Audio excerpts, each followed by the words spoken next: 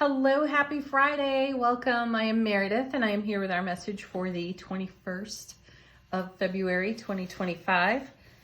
Wild Reflections Tarot on the table. The sun is in Pisces, the moon is in Sagittarius. We are in the last quarter of this moon cycle. We've got a new moon coming up next week. I think it's Thursday. And we still have Mars in retrograde. I think that shifts in like 3 days and goes direct. So get every benefit out of Mars being retrograde that you can. Look it up for yourself, read about it, be in contemplation for what seed thoughts you'd like to be putting out into the multiverse for the new moon. First cards, set of 2. How are we engaging the energy atmosphere today? What's on offer to us? Our first card. The Hanged Man. I was just talking about this card in one of our recent readings, wasn't I? We're taking a look at things from a different perspective, and we're taking a time out to do that, which is really wise. This is us garnering our gains, right? And taking a look at how we want to channel our energy and focus our energy. What's it paired with? Ooh, the Wheel of Fortune. Divine Delivery System. The card of destiny. The wheel is turning in our favor. We are in the momentum of the Wheel of Fortune. And yet we're in a little bit of suspension there with the Hanged Man. Though this is something we can shift at any moment. And I have the sense that we are in the grace of a pause from intuitive information that we've received. I don't feel any sense of urgency here in these cards. Let's see what's next. Meaning this is a blessing. The grace of this pause, the grace of this different perspective brings a blessing and a gift. And what is that? 10 of Pentacles, the Everything card. Nice, and 2 10s right there. So fulfillment. Perfect, right? This is called the Everything card in tarot, and it is our legacy of happiness. And if anything deserves our contemplation and our grace, it's certainly that, right? Let's see what's next. Another set of 2 cards. The first is, whoa, look at that. Another 10. So we have 3 10s in a row. Fulfillment. How do you want to proceed? Wisely. Hence the Hanged Man. What is our 10 of Swords paired with? 9 of Wands. Interesting. You know, this is the card of endurance. And how beautiful, actually, because we're probably feeling all of the fulfillment energy off these 3 10s. So our focus on how we desire to channel our energy and how we desire to go onward as these moments evolve for us calls into question for us simultaneously, is this still valid? So with 3 10s on the table, this is a cycle that we've long been in. And most recently, let's recap, we have been challenged and encouraged by the cards to take a look at our shadow, to take a look at our self-fulfilling limitations and to do something different and to take leaps of faith, because we've got a lot of life experience, a lot of spiritual journey experience, and there is a grace in taking a time out and getting a broad spectrum perspective of where we stand in the midst of all of this fulfillment. And do we add the last ace, right, to this 9 and make it yet another 10? I sense we will, though we also know that in our experience, in the journey thus far, some aspects of our celebration in the now moments require tweaking because of prior programming. And I sense that's what we're doing. Beautiful, beautiful work. Yeah, look at this. The Hierophant. How married are you to the vision you hold? Is it valid? That's what's going on here with the Hanged Man, the 9 of Wands. because I sense we've got the passion all day long to step forward. And now that we're at I don't exactly want to call it a crossroads, but we're at a peak point in our manifestation. And so this peak point gives us a platform from which to oversee the whole picture. And here's the Hierophant, a card of tradition. You know, do you continue to invest traditionally? Does the now call for something different? Perhaps it does. And that will be revealed to us through our intuitive guidance system. So allow yourself to have the space for your own grace to enlighten you on how you continue to cultivate this fulfillment here, whatever this is for you. Next card, look at that, Two of Wands. Yeah, you know, this is us considering our horizon and what's on it, what we're putting there, what we are moving toward. Does it still resonate with our heart space the way that it did when we began the journey? It's a beautiful question to ask ourselves, especially when we've had so many cards for so many days encouraging us to do something different, right? Because if you want different results, you have to take different actions.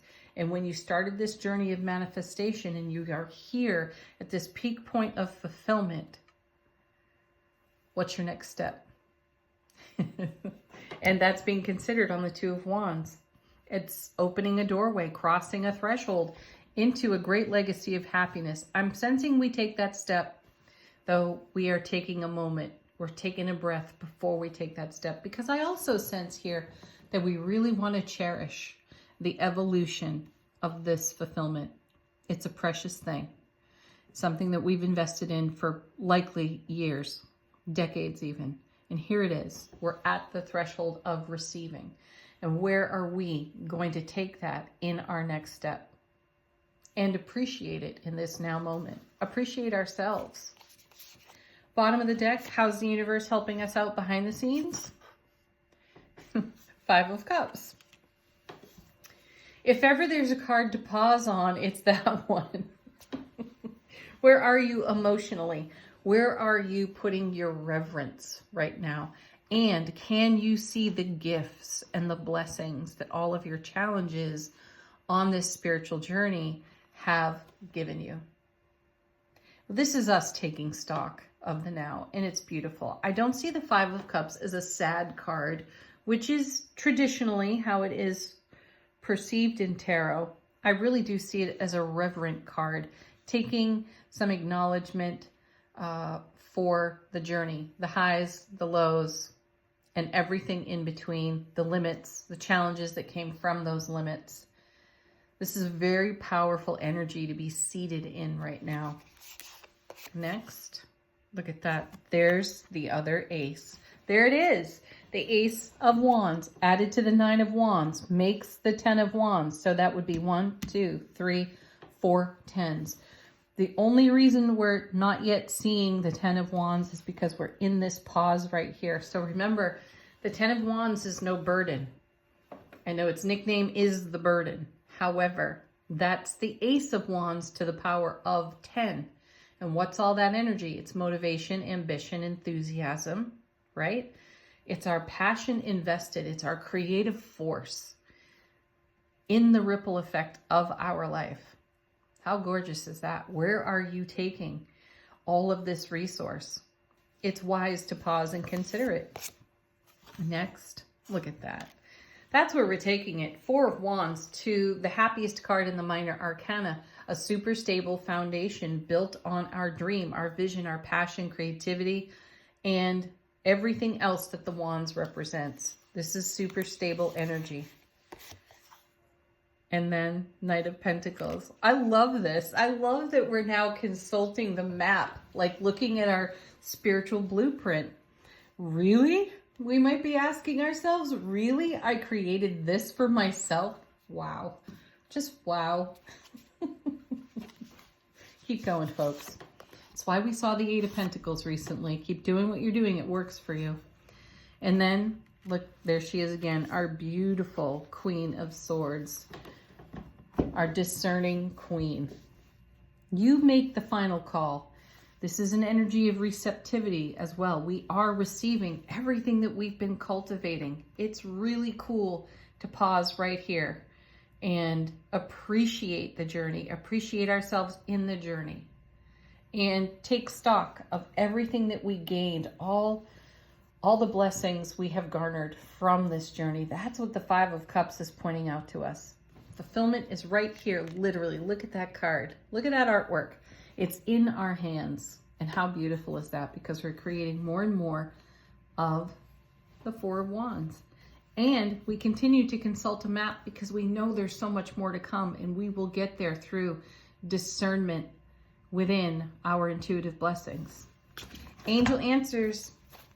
Fresh message. Whoa, they're already falling out of the deck for us. I love that. We have emphatically be assertive and emphatically yes. Put a question to this deck if you have one. Let it be a fresh message from your own guides, angels, and ancestors.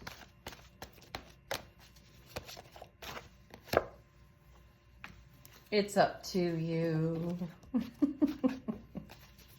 It's all up to you. Self-responsibility, folks.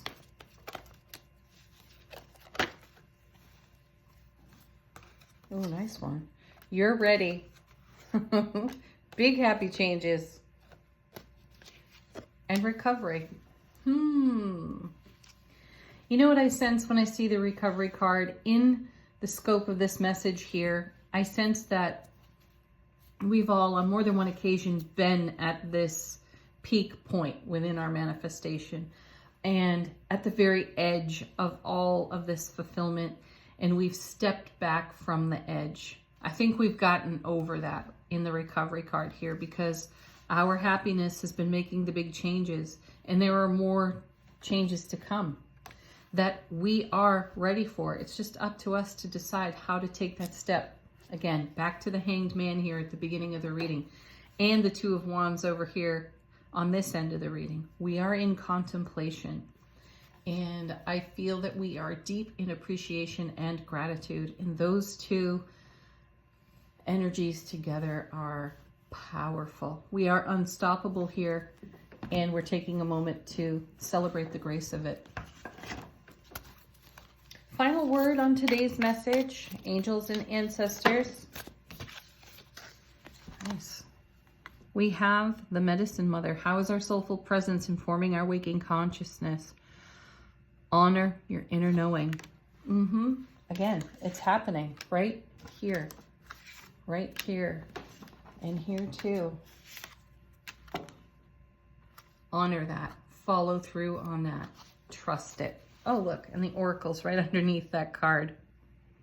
Allow for important information. You'll know exactly when to take that next step as you come out of this contemplative energy and this energy of appreciation and gratitude. You'll step forward in appreciation and gratitude.